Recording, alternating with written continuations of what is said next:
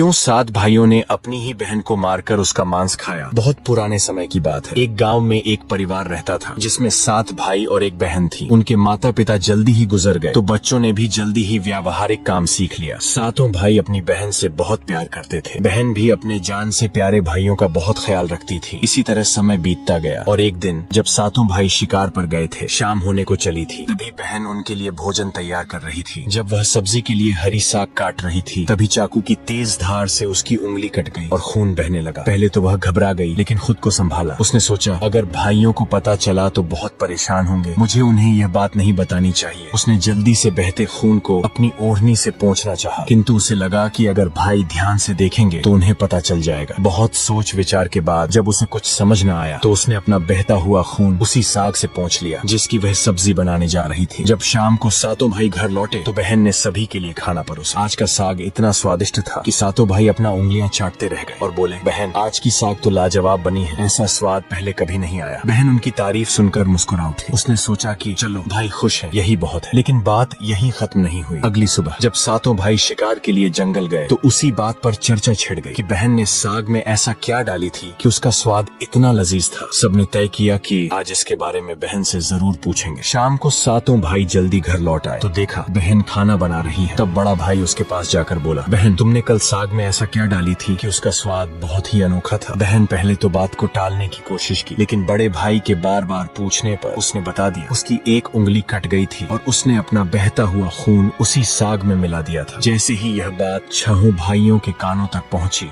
तो मानो उनके चेहरे के भाव ही बदल गए। शाम को जब 7 भाई एक साथ बैठे थे तो बड़ा भाई बाकी भाइयों से कहने लगा, सोचो जब बहन के खून की चंद बूंदें इतनी स्वादिष्ट हैं तो उसका मांस कितना स्वादिष्ट होगा। बाकी भाई भी इस क्रूर विचार पर सहमति जताते हुए बोला, हाँ अवश्य ही बहन का मांस बहुत ही स्वादिष्ट होगा। अब 6 भाइयों को बहन का मांस खाने की लालसा जाग उठी, परंतु सबसे छोटे भाई को यह सुनकर गहरी बेचैनी हुई। उसने सोचा कैसे हो सकता है कि कोई अपनों के साथ इतना भयानक विचार करे। तभी बड़ा भाई बोला, कल ही हम लोग बहन को शादी का झांसा देकर जंगल ले जाएंगे और तीर मारकर उसको मार डालेंगे, फिर उसका स्वादिष्ट मांस खाएंगे। सभी भाइयों ने हामी भरते हुए बड़े भाई की बात मान ली, लेकिन छोटा भाई अपने भाइयों की बातें सुनकर बहुत परेशान होने लगा। वह अपनी प्यारी बहन को बचाने के लिए बेचैन सा हो गया। वह खुलकर इसका विरोध नहीं कर सकता था क्योंकि 6 भाई एक तरफ थे। अगले दिन बड़े भाई ने बहन को बड़े प्रेम से बुलाया, प्यारी बहन तुम अब शादी के लायक हो गई हो। हमने तुम्हारे लिए एक बहुत ही सुंदर और योग्य वर खोज लिया है। आज हम तुम्हें उसका घर दिखाने ले चलेंगे, तुम तैयार हो जाओ। बहन यह सुनकर बहुत खुश हुई। आखिरकार वह भी अपना घर परिवार बसाने का सपना देख रही थी। वह उत्साह से तैयार हुई और अपने भाइयों के साथ चल पड़ी। रास्ते भर बहन खुश थी लेकिन इतनी दूर तक चलने के कारण बहन पूरी तरह से थक चुकी थी। तब उसने बड़े भाई से पूछा, भैया मेरा ससुराल अब कितना दूर है। बड़ा भाई मुस्कुराया और सामने की तरफ इशारा करते हुए बोला, देखो वह रहा तुम्हारा ससुराल, वहाँ तुम रानी की तरह राज करोगी। बहन यह सुनकर बहुत खुश हुई और उत्साह से आगे की ओर बढ़ने लगी। लेकिन जैसे वह थोड़ा आगे बढ़ी ही थी कि अचानक उसके सभी भाइयों ने उसे पकड़ लिया। बहन कुछ समझ पाती उससे पहले ही भाइयों ने उसे पेड़ से बांध दिया। भैया ये क्या कर रहे हो, उसने घबरा कर पूछा, पर उसके भाइयों के चेहरे पर अब किसी प्रकार की दया या प्रेम नहीं था। बड़े भाई ने आदेश दिया, इसे कसकर बांध दो। अपने सभी भाइयों को हत्यारे के रूप में देखकर बहन का हृदय दहल उठा। वह फूट फूट कर रोने लगी और भगवान को याद करते हुए कहने लगी, हे भगवान मेरे अपने ही भाई मेरी हत्या करना चाहते हैं, क्या इनमें से कोई भी मेरे लिए दया या प्रेम नहीं रखता। उसकी बातें सुनकर छोटे भाई की आंखें भर आईं। उसका हृदय कांप उठा लेकिन 6 भाइयों के खिलाफ जाने की हिम्मत उसमें नहीं था। बहन को बांधने के बाद बड़े भाई ने सबको बारी बारी से उस पर बाण से प्रहार करने का आदेश दिया। बड़ा भाई अपनी बहन पर पहला तीर चलाने ही वाला था, तभी बहन भाई के सामने करुण स्वर में गाना शुरू कर दी, मारो मारो भैया छाती में लक्ष्य करके, भैया छाती में लक्ष्य करके, तुम्हारा तीर जंगल को जाएगा भैया। बड़े भाई ने कठोरता से तीर चलाया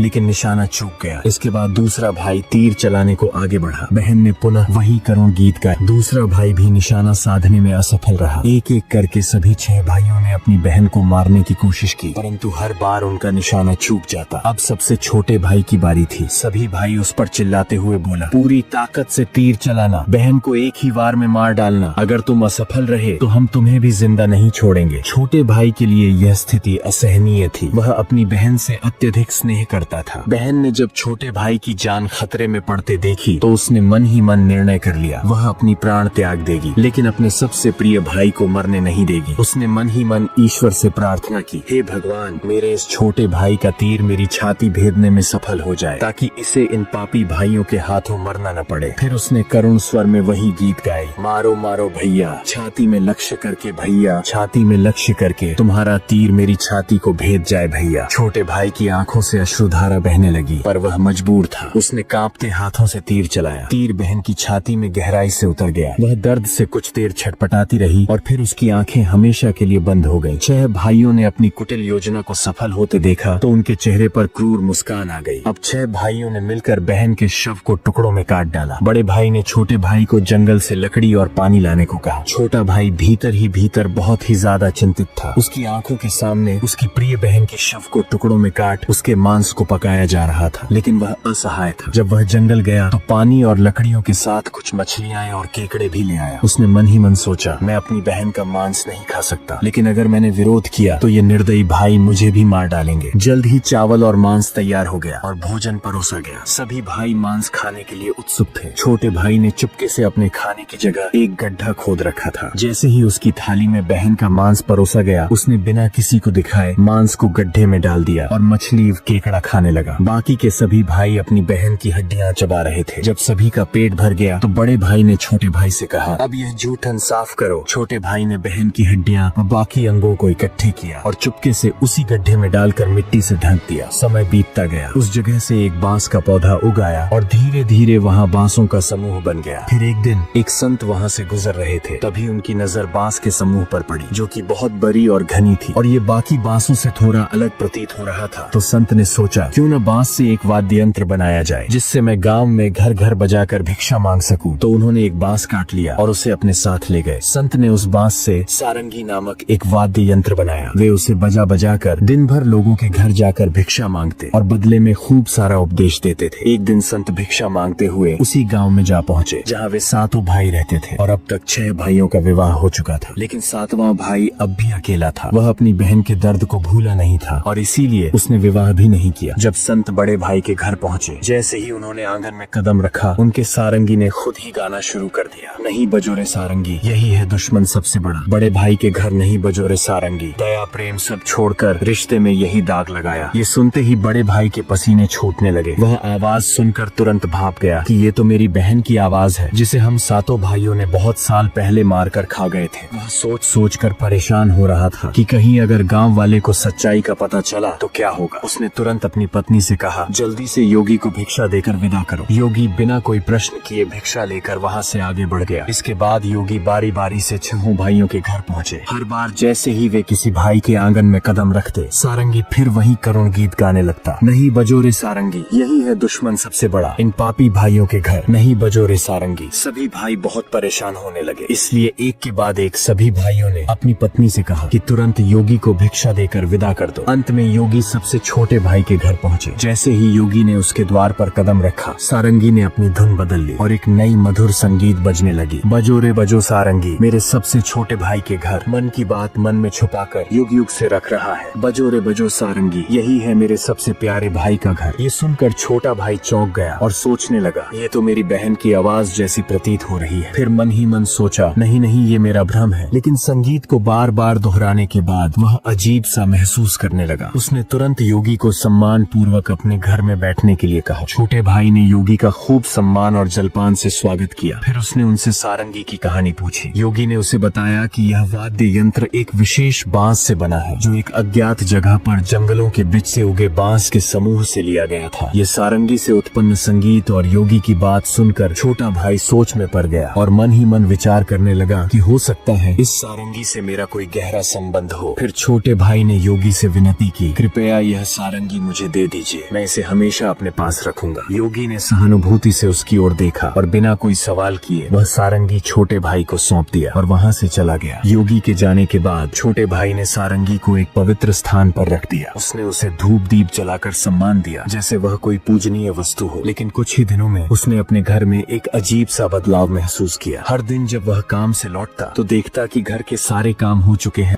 घर एकदम साफ सुथरा मिलता, बर्तन भी साफ होते थे। शुरू में उसने सोचा कि शायद कोई पड़ोसी या भाभियां मदद कर रही होंगी, लेकिन जब यह सिलसिला रोज रोज दोहराने लगा तो उसका संदेह बढ़ने लगा। उसने अपनी भाभियों के घर जाकर पूछा, क्या मेरी गैर मौजूदगी में आप लोग मेरे घर की सफाई करती हैं? भाभियां चौंक गई, हमें तो अपने ही घर के कामों से फुर्सत नहीं मिलती, तुम्हारा घर हम कैसे साफ करें? अब छोटे भाई की जिज्ञासा बढ़ गई। उसने सच जानने का फैसला किया। जब रात हुई तो वह बिना आवाज किए घर के एक अंधेरे कोने में छुप गया। आधी रात के करीब एक हल्की सरसराहट सुनाई दी। छोटे भाई की सांसें थम गईं। कुछ ही क्षणों में सारंगी से हल्की रोशनी निकलने लगी। अचानक सारंगी के भीतर से धीरे धीरे एक परछाई सी उभरी, जो धीरे धीरे एक लड़की की आकार लेने लगी। छोटे भाई ने जो अपने आंखों से देखा वो अविश्वसनीय था। सारंगी से एक सुंदर युवती प्रकट हुई, लेकिन जब वह दिए की रोशनी में आई तो छोटे भाई का दिल जोर से धड़क उठा। वह युवती बिल्कुल उसकी मृत बहन जैसी दिख रही थी। वह चुपचाप घर की सफाई करने लगी। उसने एक एक सामान को उसके सही स्थान से लगाया, बर्तनों को धोया और फिर घर की सफाई करने लगी। उसकी हर हरकत में अपनापन था, जैसे वह किसी अपने के घर को सहेज रही हो। युवती ने धीरे धीरे अपने काम खत्म किए और फिर जैसे आई थी वैसे ही सारंगी में समाने लगी। छोटे भाई हिल भी नहीं पा रहा था। जब वह पूरी तरह सारंगी में समा गई तब जाकर उसने राहत की सांस ली। अगले दिन उसने यह रहस्य अपनी बड़ी भाभी को बताया। बड़ी भाभी कुछ देर चुप रही, फिर गंभीर स्वर में बोली, अगर यह सच है तो मैं तुम्हें एक उपाय बताती हूँ, तुम ध्यान से सुनो। जब वह सारंगी से बाहर आए तब तुम तुरंत उस सारंगी को आग में डाल देना और उस पर गंगा जल छिड़क देना। इससे वह आत्मा अपने पुराने शरीर के बंधन से मुक्त हो जाएगी। लेकिन याद रखना, अगर तुम यह करने में जरा भी देर करोगे तो शायद वह हमेशा के लिए गायब हो जाएगी। छोटे भाई ने भाभी की बात को गंभीरता से लिया। उसने तय किया कि आज रात ही वह यह उपाय करेगा। रात होते ही वह फिर से उसी जगह छुप कर बैठ गया। इस बार वह पहले से ज्यादा सतर्क और तैयार था। उसकी आंखें सारंगी पर टिकी थीं। तभी वही हल्की सरसराहट हुई और सारंगी से वही रोशनी निकली। धीरे धीरे उसकी बहन फिर से प्रकट हुई। उसने हमेशा की तरह घर की सफाई शुरू कर दी। जैसे ही युवती ने अपना अंतिम काम पूरा किया और वापस सारंगी की ओर बढ़ी, छोटे भाई ने झटपट सारंगी को उठाया और उसे आग में डाल दिया। सारंगी जलते ही उसमें से एक तीव्र रोशनी फूटी। पूरे कमरे में उजाला फैल गया। युवती अचानक रुक गई। तभी छोटे भाई ने बिना समय गवाए तुलसी जल की बूंदें उस पर छिड़क दिया। जैसे ही तुलसी जल की बूंदें उस लड़की के ऊपर पड़ी, अचानक एक चमत्कार हुआ। धीरे धीरे वह मानव रूप में परिवर्तित होने लगी। छोटा भाई एकदम चौंक गया। वह अपनी आंखों पर विश्वास नहीं कर पा रहा था, जिसे वह एक दर्दनाक हादसे में हमेशा के लिए खो चुका था। आज फिर से उसके सामने खड़ी थी। आंसुओं की धारा उसकी आंखों से बहने लगी। वह दौड़कर अपनी बहन से लिपट गया। बहन भी भाई के गले से लिपटकर